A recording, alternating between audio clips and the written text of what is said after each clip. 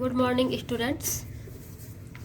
आज हम भारतीय राष्ट्रीय आंदोलन में भारतीय राष्ट्रीय कांग्रेस की स्थापना के बारे में पढ़ेंगे।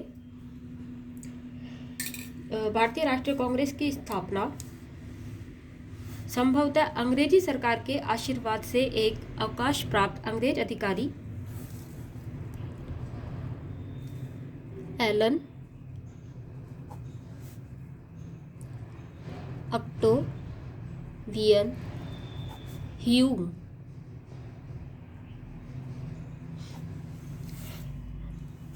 द्वारा 1885 में की गई थी। एलन ऑक्टेवियन ह्यूम को A.O. ह्यूम के नाम से भी हम जानते हैं।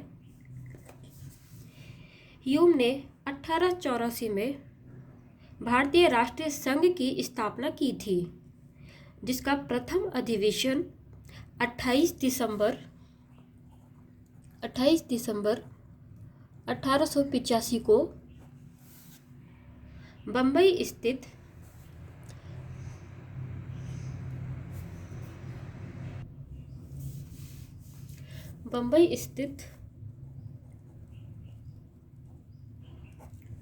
गोकुलदास तेजपाल संस्कृत कॉलेज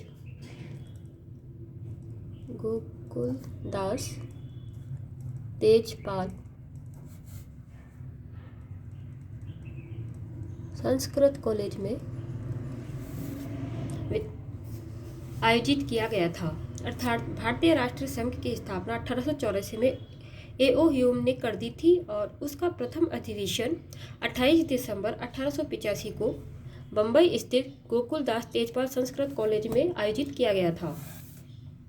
इस सम्मेलन में दादा भाई नौरोजी की सुझाव पर भारतीय राष्ट्रीय संघ का नाम बदलकर भारतीय राष्ट्रीय कांग्रेस रखा गया। अर्थात जिस भारतीय राष्ट्रीय संघ की स्थापना ह्यूम ने 1884 में की थी, उसे 28 दिसंबर 1885 में आयोजित सम्मेलन में दादा भाई नौरोजी के सुझाव पर भारतीय राष्ट्रीय कांग्रेस के नाम से रख दिया गया। भारतीय राष्ट्रीय कांग्रेस का पहला अध्यक्ष होने का गौरव, भारतीय राष्ट्रीय कांग्रेस का पहला अध्यक्ष व्योमेश चंद्र बनर्जी को बनाया गया था।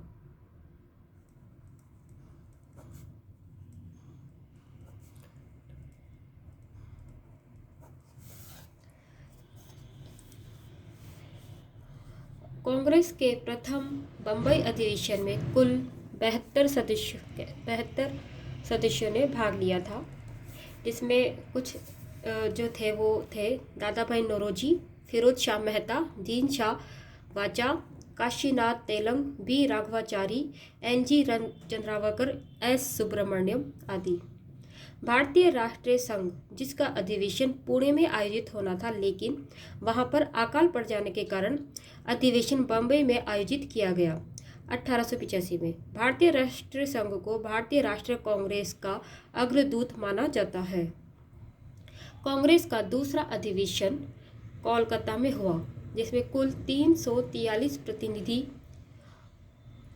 दूसरा अधिवेशन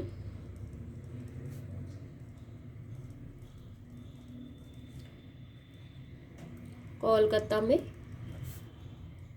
तीसरा अधिवेशन मद्रास में, जिसमें 607 प्रतिनिधियों ने भाग लिया था, और चौथा अधिवेशन इलाहाबाद में। इस प्रकार प्रथम अधिवेशन बम्बई में हुआ, दूसरा अधिवेशन कोलकाता, तीसरा मद्रास में और चौथा इलाहाबाद में हुआ था। इलाहाबाद में हुए अधिवेशन में कुल 1248 प्रतिनिधियों ने भाग लिया था। अब हम भारतीय राष्ट्रीय कांग्रेस के उद्देश्य एवं कार्यक्रम के बारे में पढ़ेंगे। भारतीय राष्ट्रीय कांग्रेस के उद्देश्य व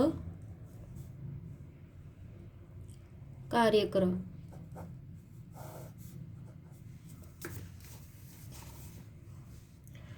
कांग्रेस के गठन से पूर्व देश में एक अखिल भारतीय संस्था के गठन की भूमिका तैयार तो हो ही चुकी थी। 19वीं शताब्दी के छठे दशक से ही राष्ट्रवादी राजनीतिक कार्यकर्ता एक अखिल भारतीय संगठन के निर्माण से प्रयासरत थे, किंतु इस विचार को मूर्त एवं व्यावहारिक रूप देने का श्रेय तो सेवानिवृत्त अंग्रेज अधिकारी A.O. ह्यूम को ही प्राप्त हुआ। ह्यूम ने 1883 में ही भारत के प्रमुख नेताओं से संपर्क स्थापित किया। इसी वर्ष अखिल भारतीय कांग्रेस का आयोजन किया गया। 1884 में उन्हीं के प्रयत्न से एक नई संस्था भारतीय राष्ट्रीय संघ या इंडियन नेशनल यूनियन की स्थापना हुई थी। इस यूनियन ने पूना में 1885 में राष्ट्र के विभिन्न प्रतिनिधियों का सम्मेलन आयोजित करने का निर्णय किया और इस कार्य का उत्तरदायित्व A.O. ह्यूम को सौंपा, लेकिन पूना में हैजा फैल गया और उसी वर्ष यह सम्मेलन बम्बई में आयोजित किया गया। सम्मेलन में भारत के सभी प्रमुख शहरों के प्रतिनिधियों ने भाग लिया। यही सर्वप्रथम अखिल भारतीय कांग्रेस का गठन किया गया। A.O. ह्यूम के अतिरिक्त सुरेंद्र नाथ बनर्जी और आनंद मोहन बोस कांग्रेस के प्रमुख वास्तुविद माने जाते हैं। कांग्रेस के प्रथम अधिवेशन की अध्यक्षता W.C. बनर्जी ने की, जिन्हें हम व्योमेश चंद्र बनर्जी कहते हैं। इसमें 72 प्रतिनिधियों ने भाग लिया था।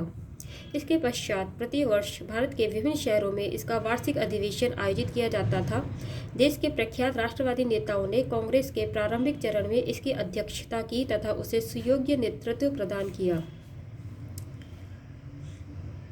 कलकत्ता विश्वविद्यालय की प्रथम महिला स्नातक कादम्बरी गांगुली ने 1890 में प्रथम बार कांग्रेस को संबोधित किया था। इस संबोधन का कांग्रेस के इतिहास में दूरगामी महत्व था, क्योंकि इससे राष्ट्रीय स्वतंत्रता संघर्ष में महिलाओं की सहभागिता परिलक्षित होती थी। भारतीय राष्ट्रीय कांग्रेस के अतिरिक्त प्रांतीय सभाओं, संगठनों, समाचार पत्रों, साहित्य के माध्यम से भी राष्ट्रवादी गतिविधियां संचालित होती रही।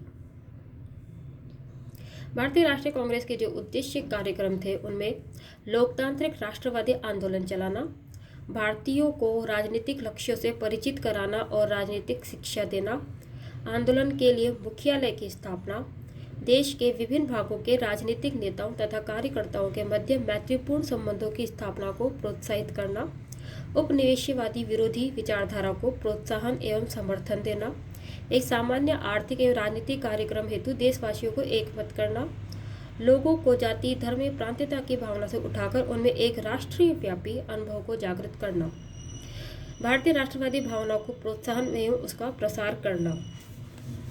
भारतीय राष्ट्रीय कांग्रेस की स्थापना के बारे में ये भी कहा जाता है, इसके पीछे एक ऐसी अवधारणा मानी जाती है कि क्या जो कांग्रेस की स्थापना थी उसके पीछे एक सेफ्टी वॉल्व की अवधारणा थी क्या, मतलब जो कांग्रेस थी, कांग्रेस की स्थापना सेफ्टी वॉल्व के रूप में की गई थी क्या,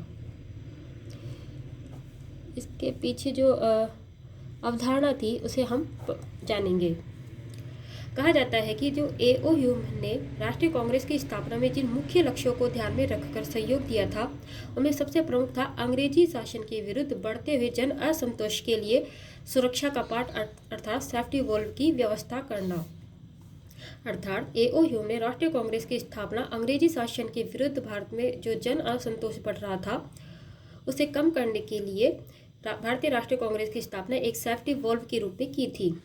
ऐसा कहा जाता है कि सरकारी अधिकारी के रूप में कार्य करते हुए ह्यूम को कुछ ऐसी सूचनाएं प्राप्त हुई थी कि शीघ्र ही राष्ट्रीय विद्रोह होने की संभावना है। यदि कांग्रेस का गठन हो जाए तो वह जनता की दबी हुई भावनाओं एवं उद्गारों को बाहर निकालने का अवसर प्रदान करने वाली संस्था सिद्ध होगी, जो ब्रिटिश सरकार को किसी प्रकार की हानि होने से बचाएगी। इसीलिए ह्यूम ने भारत के तत्कालीन वायसराय लॉर्ड डफरिन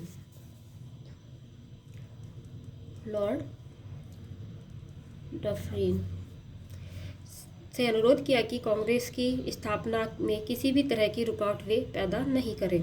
हालांकि भारत के आधुनिक इतिहासकारों में सेफ्टी वॉल्व की अवधारणा को लेकर एक मतता नहीं है। उनके अनुसार कांग्रेस की स्थापना भारतीयों में आई राजनीतिक चेतना का परिणाम थी। वे किसी ऐसी राष्ट्रीय संस्था की स्थापना करना चाहते थे जिसके द्वारा वे भारतीयों को राजनीतिक आर्थिक मांगों को सरकारों के सम्मुख रख सके। ये उन परिस्थितियों में भारतीयों को इस तरह की पहल करते तो निश्चय ही सरकार द्वारा इसका विरोध किया जाता या इससे व्यवधान पैदा किया जाता। सरकार इसकी अनुमति नहीं देती, किंतु संयोगवश ऐसी परिस्थितियां निर्मित हो गई जिससे कांग्रेस की स्थापना हो गई। विपिन चंद्र के अनुसार ह्यूम ने कांग्रेस की स्थापना के लिए तड़ित चालक या उत्प्रेरक का कार्य किया था, जिससे राष्ट्रवादियों के एक मंच में एकत्रित होने एवं कांग्रेस का गठन करने में सहायता मिली और इसी से सेफ्टी वॉल्व की अवधारणा का जन्म हुआ। कांग्रेस की स्थापना के पश्चात भारत का स्वतंत्रता आंदोलन लघु पैमाने एवं मंद गति से ही सही किंतु एक संगठित रूप से प्रारंभ हुआ। यद्यपि कांग्रेस का आरंभ बहुत से प्रारंभिक उद्देश्यों को लेकर किया गया था, किंतु धीरे धीरे उसके उद्देश्यों में परिवर्तन होता गया तथा शीघ्र ही वह राष्ट्रीय स्वतंत्रता आंदोलन की अगुवा बन गई। धन्यवाद।